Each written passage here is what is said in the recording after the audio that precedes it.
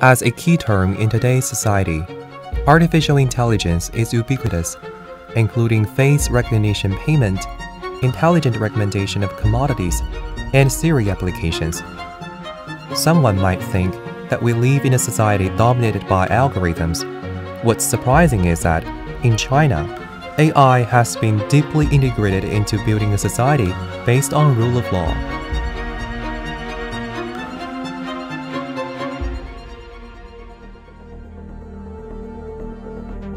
As judicial reform is in full swing, AI has been increasingly applied to China's judicial practices. The Shanghai High People's Court developed Shanghai Criminal Case Handling Aid System, or 206 system, with AI capabilities in graphic recognition, language understanding, and intelligent speech recognition. This system facilitates case handling personnel to collect fixed evidence and verifies the evidence to avoid miscarriages of justice. 长期以来，我们公检法三家大家各自为政，没有一个统一的办案证据规则和证据标准那么这样的话呢，就会导致很多的一些问题比如说我们公安机关他们千辛万苦把犯罪分子给抓获了，但是最终他觉得你为什么法院你还判不了？但从法院角度来说呢，通过我们的这个证据的审查判断以后，我们觉得证据还没有形成一个完整的锁链，它可能还有存在一些瑕疵，在这些问题上可能处理的不好呢，就会导致一些冤假错案。在这个办案平台上呢，我们适用的是统一的证据规则和证据标准，通过这些证据规则和证据标准，我们来辅助构建证据链条。我们觉得这也是在源头上防止冤假错案的产生因为这个系统从公安开始一直使用这个系统呢，它都是全程留痕的。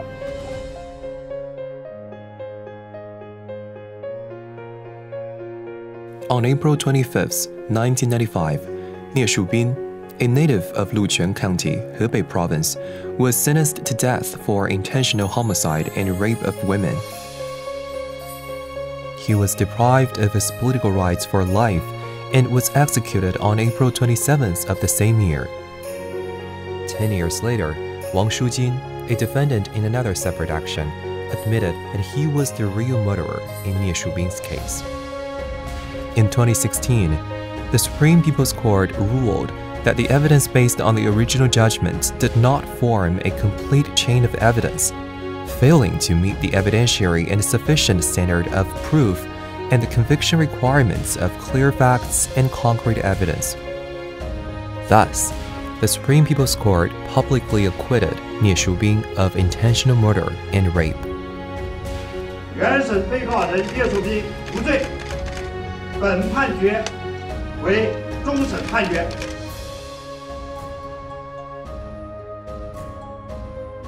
Correcting wrongful convictions, such as 佘祥林、聂树斌、呼格吉勒图, marks the improvement in China's policy of rule of law. 不要说有了冤假错案，我们现在纠错会给我们带来什么伤害和冲击，而要看到我们已经给人家带来了什么样的伤害和影响对我们整个的执法公信力带来什么样的伤害和影响。我们做纠错的工作就是亡羊补牢的工作。With the advancement of judicial reform, the idea of evidence-based and trial-oriented adjudication has been further promoted, and the principle of presumption of innocence has been appropriately implemented. Courts have also impressed the public with an unbiased attitude toward wrongful convictions. The rule of law is the fundamental approach of governance. Besides the promise of justice, China has also spared no effort to promote legislation in a balanced way. China has established a socialist legal system with Chinese characteristics, which prioritizes legislation quality. 从这个新中国建立70年来的立法史来看，让许多人意外的是，我们的第一部法律，是1950年的婚姻法。 The marriage law of the People's Republic of China was passed during the 7th session of the Central People's Government Committee on April 13, 1950. The then chairman Mao Zedong signed it into law, and it took effect on May 1, 1950. Chairman Mao said the law was in the interests of thousands of families and people.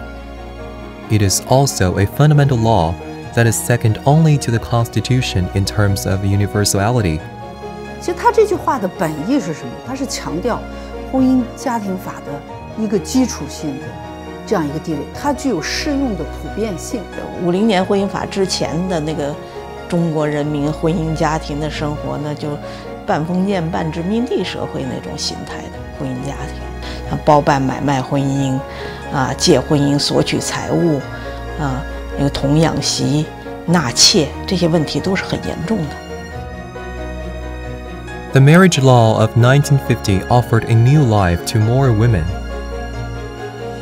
Over the past 41 years, since reform and opening up, the Chinese have changed their way of thinking. Divorce is no longer a sensitive word. It provides courage to people in unhappy marriages, especially women, to end their miserable situations. Thus, the quality of life and happiness index has been enhanced. 我觉得我们的婚姻家庭法现在已经不再是发生纠纷时我们去维权的武器，或者是我们裁判的依据。它还是我们从摇篮到天堂这漫长一生过程中无所不在的避风港，能够为所需要的人，特别是妇女儿童，在需要的时候提供坚强的后盾和有力的保障。那么明年我们期待着民法典最后编纂成功，那么中国的民事法律体系，包括婚姻家庭的法治建设，就迈上了一个新的阶段。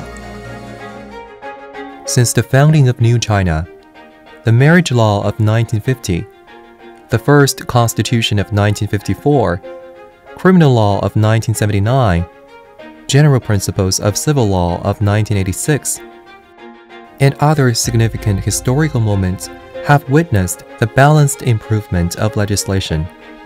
The promulgation of the 1950 marriage law marked the beginning of legislation in China, while the latest basic law in our country is the foreign investment law enacted this year. 那么，在举国上下庆祝建国70周年和这个改革开放41周年的这个历史背景下，今年的这个3月15号通过了外商投资法，取代了之前的外资3法。那么，外商投资法的出台，它是一个外商投资领域的一个基础性法律。这部法律将在2020年1月1日实施。在我看来，外商投资法是确立了高水平的贸易投资自由化这么一个制度，标志着我国的外商投资领域进入了制度化、制度性开放这么一个情形。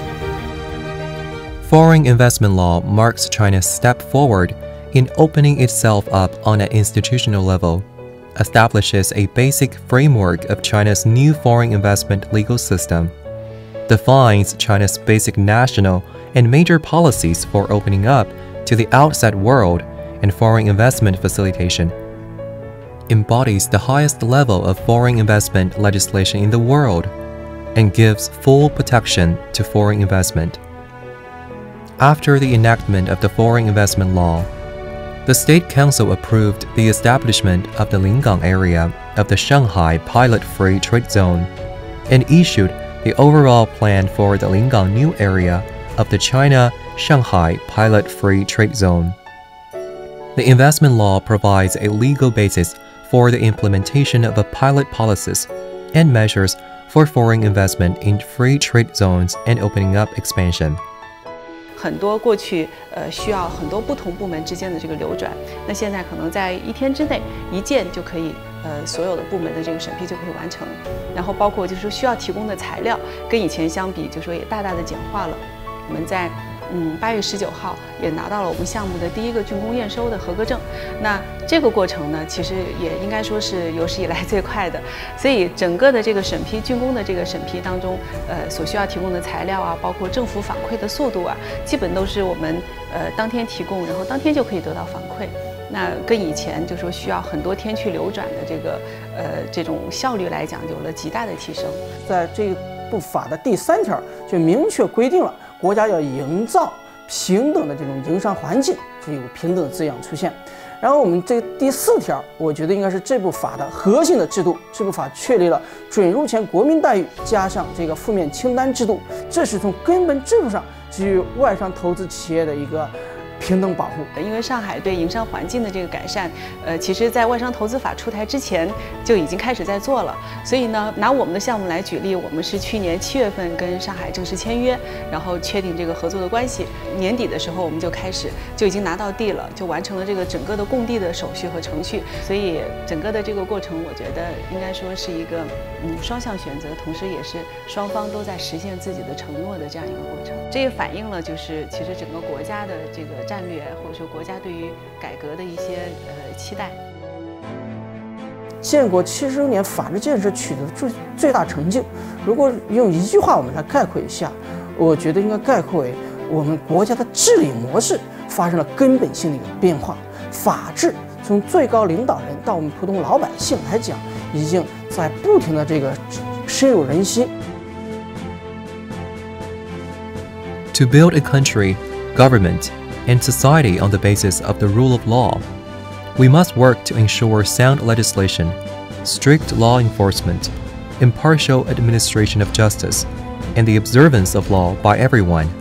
China's 70-year efforts on building a sound legal system has both safeguarded the governance and development of the nation.